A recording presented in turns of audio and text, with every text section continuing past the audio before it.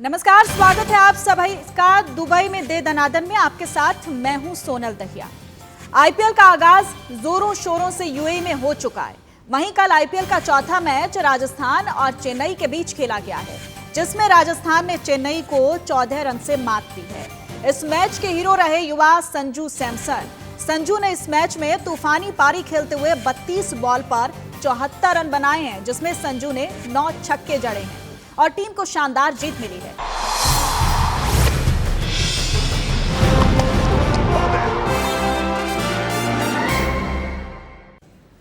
और आईपीएल के इस धमाकेदार मैच पर चर्चा के लिए हमारे साथ दो खास मेहमान जुड़े हुए हैं। हमारे साथ राजीव मिश्रा, स्पोर्ट्स एडिटर, जुड़े हुए हैं। साथ ही राजकुमार शर्मा जी हमारे साथ हैं, विराट कोहली के कोच हैं। राजकुमार शर्मा जी, सबसे पहले आप ही के पास में आऊंगी। कहीं ना कहीं कल तक मुझे भी लग रहा था सीएसके को लेकर मैं भी बहुत कॉन्फिडेंस में नजर आ रही थी, लेकिन अचानक से राजस्थान रॉयल्स ने सबको चौंका दिया है और एक बार फिर से साबित कर दिया है कि भाई खेल में कुछ नहीं कहा जा सकता लास्ट मोमेंट तक।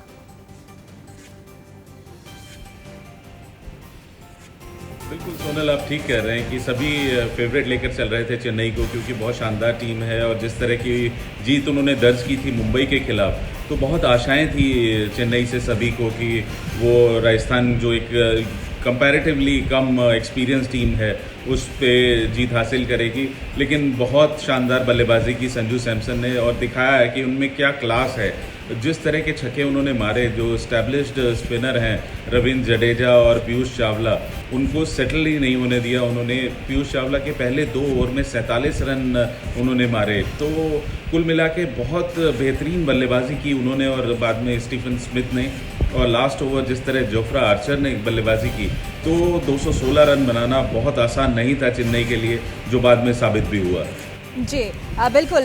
राजीव जी, एक देखिए, बड़ा जिस तरीके से राजकुमार जी भी कह रहे हैं कि बड़ा स्कोर यहाँ पर दिया गया है। शारजाह का मैदान, कहीं ना कहीं पहले ही लग रहा था इस मैदान को देखकर कि यहाँ पर एक बहुत शानदार जो बल्लेबाजी हो सकती है और एक अच्छे खासे रन जो हैं बन सकते हैं। इस मैदान का पूरा इस्तेमाल जो है वो किया गया राजस्थान रॉयल्स की तरफ से। आप किस तरह से देख रहे हैं बैटिंग का, अगर हम दोनों टीमों का और शारजाह के मैदान से कनेक्ट करके इसको देखना है तो?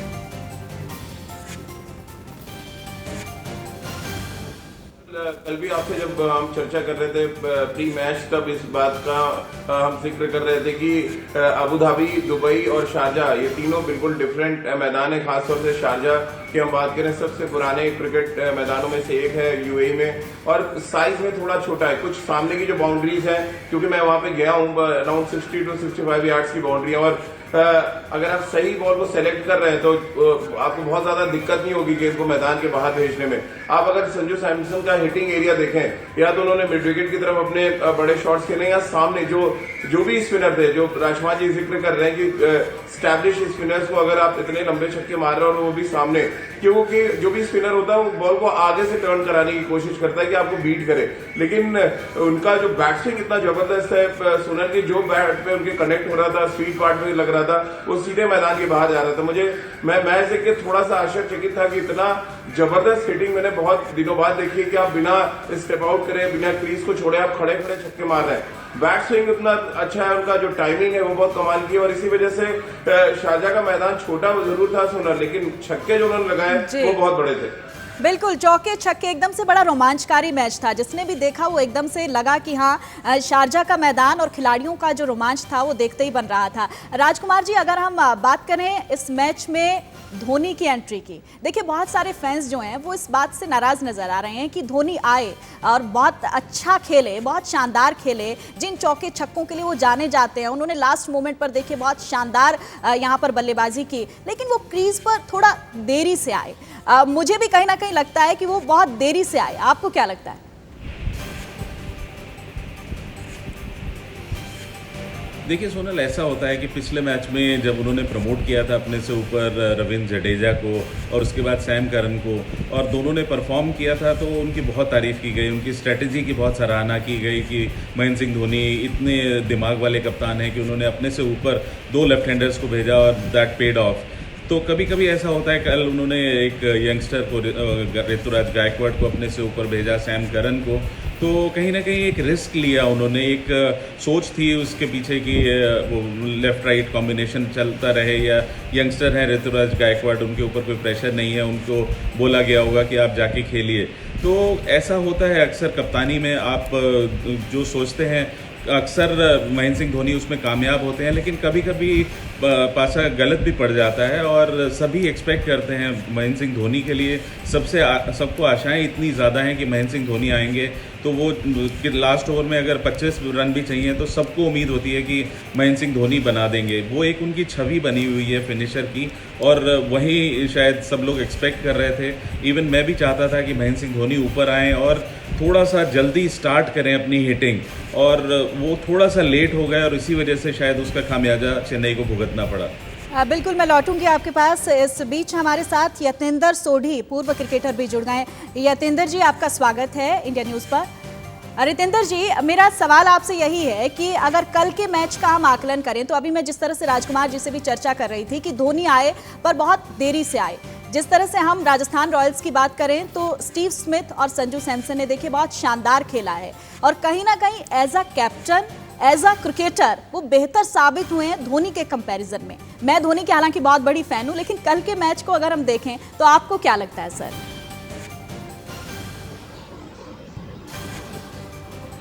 जी हाँ, सबसे पहले तो तारीफ करनी होगी संजू सैमसन की, स्टीवन स्मिथ की, आर्चर की, because they played out of the skin. Rajasthan कभी भी इस मैच को जीतने के लिए फेवरेट नहीं थी, but we have to give it to them. और अगर हम धोनी के बैटिंग ऑर्डर की बात करते हैं, मैं एग्री करता हूँ राजकुमार जी से।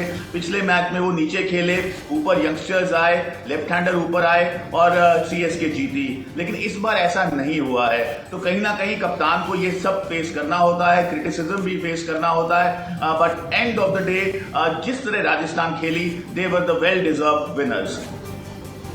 बिल्कुल राजीव जी, अगर हम बात करें देखिए महेंद्र सिंह धोनी की परफॉर्मेंस की, वो खुद भी इस बात को लास्ट में उनका बयान आया तो वो कमिट कर रहे हैं कि बहुत सारी ऐसी चूक रही हैं। आपको क्या लगता है कल के मैच को देखते हुए कि कॉन्फिडेंस, ओवर कॉन्फिडेंस था CSK का, या फिर किसी तरह का प्रेशर था? किस तरह की कमियां आपको गेम में, कल के गेम में नजर आई CSK की? अगर हम बात करें, एक ऐसी टीम जो बहुत शानदार परफॉर्मेंस कर रही थी, बहुत सारी उम्मीदें जिस पर थी, लेकिन अचानक से ऐसा एक डाउन परफॉर्मेंस जब आता है तो किस तरह की चूक रहती है, आप बेहतर समझते हैं। क्या लगता है आपको कल के मैच को देखते हुए?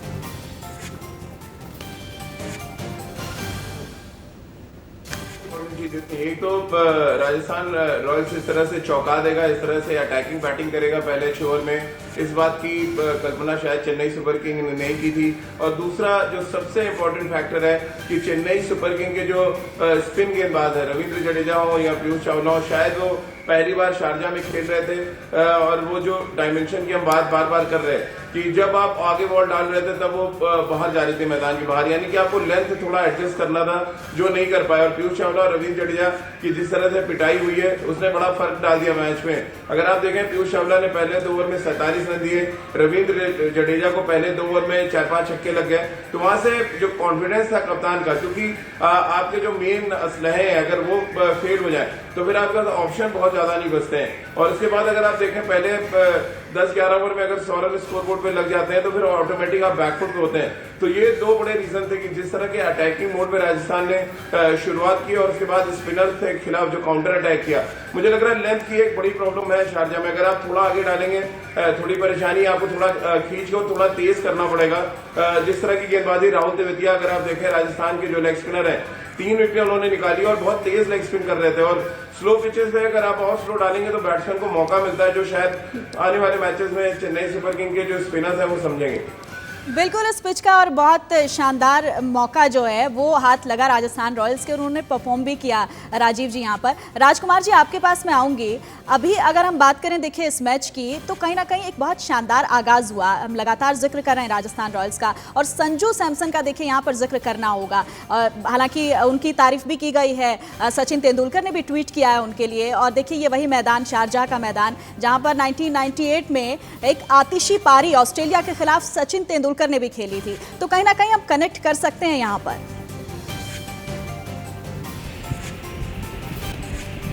बिल्कुल कनेक्ट कर सकते हैं। वो पारी आज तक भी कोई भी क्रिकेट लवर नहीं भूल सकता जो सचिन ने खेली थी।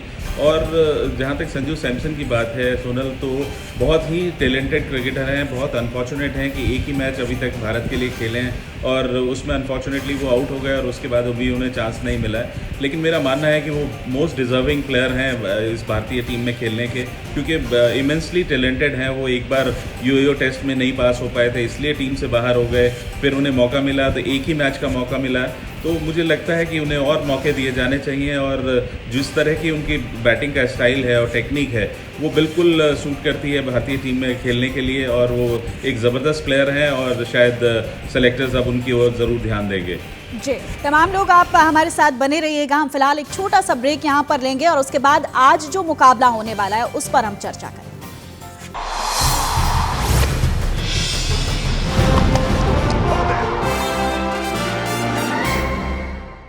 ब्रेक के बाद स्वागत है आप सभी का। अब बात आईपीएल में आज के मुकाबले की करते हैं। आज कोलकाता नाइट राइडर्स का मुकाबला मुंबई इंडियंस के साथ होने वाला है। मुंबई इंडियंस अपना पहला मैच चेन्नई सुपर किंग्स से हार चुकी है। इस मैच से दोनों ही टीमें टूर्नामेंट की पहली जीत की आस में उतरेंगी, लेकिन इस बार मुकाबला मुंबई के धाकड़ों का कोलकाता के ऑलराउंडर्स से होगा। ऐसे में देखना दिलचस्प होगा कि इस लड़ाई में किसका बार कामयाब होगा।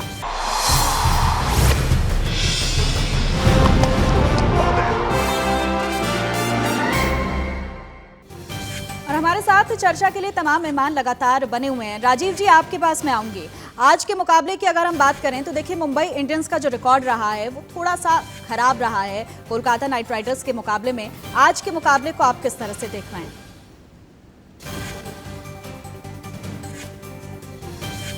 हर सीजन में जो टीम होती है, टीम कॉम्बिनेशन होती है, बिल्कुल अलग होती है। सोनल, तुम हिस्ट्री बहुत ज़्यादा T20 फॉर्मेट में उतना मायने नहीं रखती, बट हाँ, ये कॉन्फिडेंस लेवल ज़रूर बढ़ाती है कि आप किस टीम के खिलाफ अच्छा प्रदर्शन कर रहे हैं। और कोलकाता नाइट राइडर्स के कैप्टन दिनेश कार्तिक ने साफ कर दिया है कि अगर वो मुंबई इंडियंस के खिलाफ शुरुआत कर रहे हैं तो उनके लिए बहुत अच्छी बात है कि एक अच्छी टीम के खिलाफ वो टूर्नामेंट में अपना आगाज कर रहे हैं। और जिस तरह से रिपोर्ट जो मैं भी देख रहा था सोनल, उसमें दो बड़ी इंपॉर्टेंट बातें हैं कि अगर आप कोलकाता नाइट राइडर्स की टीम देखें तो बड़े यंगस्टर्स हैं जो आने वाले टाइम में इंडियन टीम में खेल सकते हैं और वो अपना इम्पैक्ट डालना चाहेंगे इस टूर्नामेंट पे।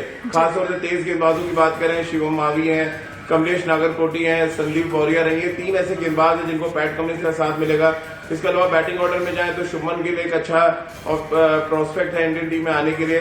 नीतीश राणा को लिया गया, तो नीतीश राणा जो लेफ्ट हैंडर है वो टॉप 3 में खेलते नजर आएंगे।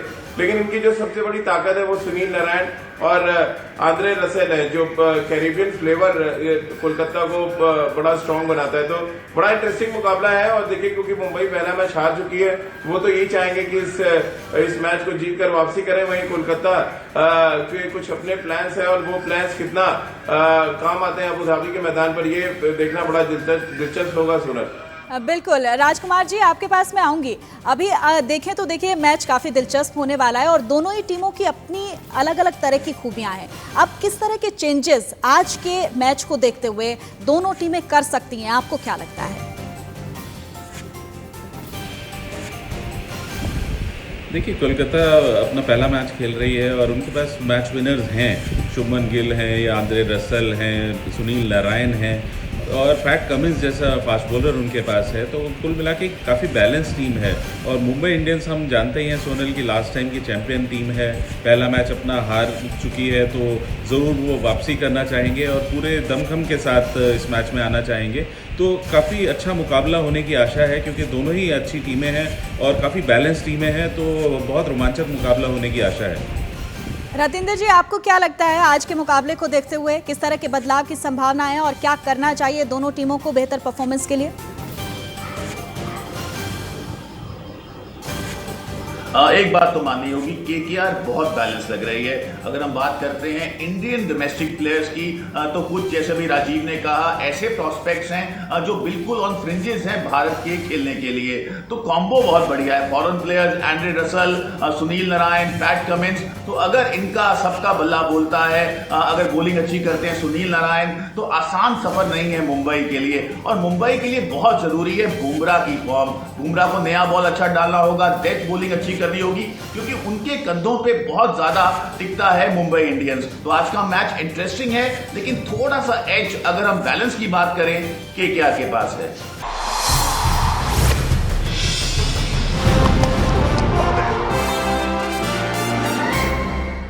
राजीव जी, आपके पास आऊंगी। किन चेहरों पर आज लगता है कि सबकी निगाहें टिकी हुई हैं?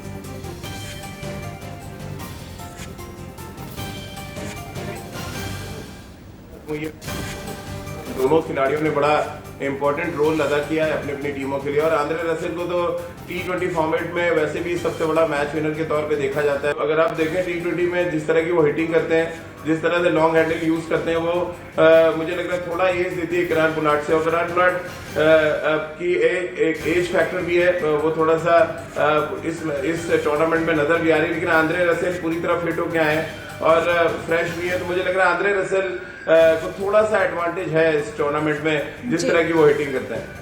चलिए, आप तमाम मेहमानों का बहुत बहुत शुक्रिया। तो आज भी मुकाबला बहुत दिलचस्प होने वाला है। निगाहें सबकी टिकी हुई हैं कि मुंबई इंडियंस के सिर पर सेहरा बंधेगा जीत का या फिर कोलकाता नाइट राइडर्स के। इसी के साथ हमारी खास पेशकश में इतना ही। छोटा सा ब्रेक हम लेंगे, फौरन हाजिर।